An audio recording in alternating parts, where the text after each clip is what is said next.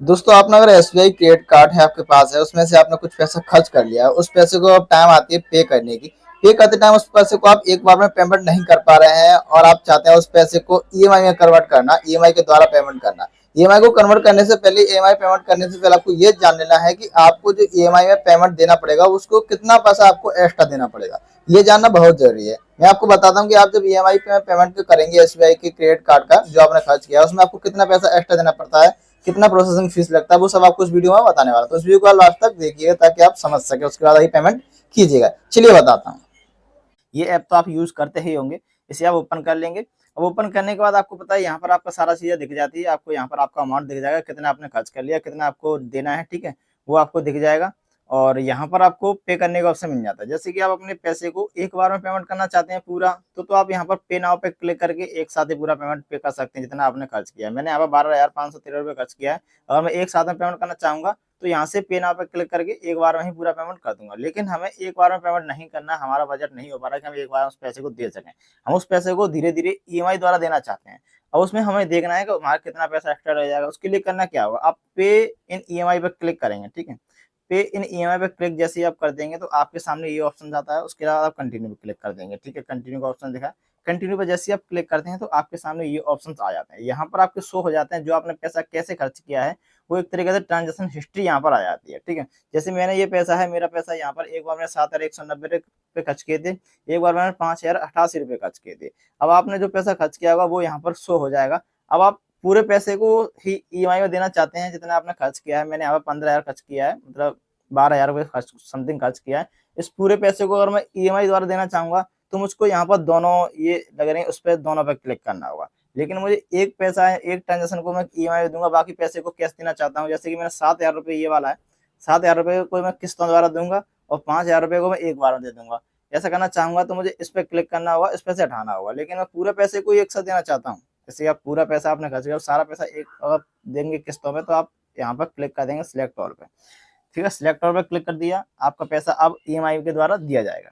लेकिन उसके लिए पहले देख लीजिए अप्लाई करना होगा, कितना पैसा एक्स्ट्रा है वो हम चेक कर लेते हैं। ये इस पर क्लिक करके हमारा पैसा हो रहा है, यहाँ पर देख लीजिए 12,278 रुपये ये हो रहा है।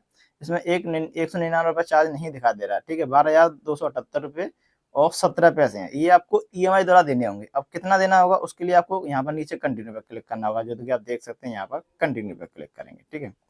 जब यहाँ पर आप कंटिन्यू पे क्लिक कर देते हैं तो आपके सामने ये सारा सिस्टम यहाँ पर आ जाता है। यहाँ पर पता लग जाता है कि आपको कितना पैसा एक्स्ट्रा देना है। जैसे कि हमारा 12,278 रुपये 17 पैसे हैं, लेकिन इन पैसों को हम कितने महीने में चुकाना चाहते हैं ये आपके सामने शो हो जाता है। 18 महीने में, 24 महीने में, ठीक है। 18 महीने या 24 महीने या फिर 12 महीने, ये सारे सामने आपके सामने शो हो रहा है। ये मंथ्स हैं।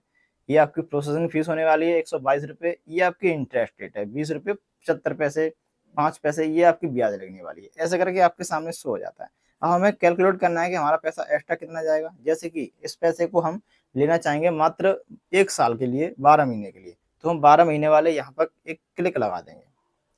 ये कर दिया क्लिक। अब यहाँ पर करने के बाद आप देख सकते हैं 12 महीने के लिए ये लेंगे तो हमारा 1141 रुपये 79 पैसे का हमारा एक ईएमआई बनेगा, जो कि 12 किस्तें होंगी। अब हमें प्रोसेसिंग को हम जोड़ लेते हैं 1141 रुपये 79 पैसे। जैसे हम यहाँ पर क्लिक करते हैं 1141 रुपये और हमारे 79 पैसे ये हैं हमारा। हम होंगे 12 महीने के लिए ले रहे हैं तो हमारा कितना पैसा हो गया यहाँ पर 13,701 रुपये 48 पैसे ये हो गया। अब इसमें एक चीज और प्रोसेसिंग फीस और लगने वाली है। प्रोसेसिंग फीस हमारा कितना था 122 रुपये और हमारा 78 पैसे कुछ था, हाँ 78 पैसे हैं।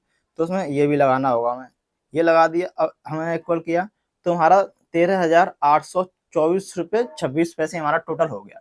इतना पैसा आपको देना पड़ रहा है। हमारा पैसा था 12,000 कुछ, जैसे कि हमारा पैसा कितना है 12,200 कुछ रुपए हैं, 278 रुपये 17 पैसे हैं। 12,278 रुपये और 17 पैसा ये हमारा पैसा है।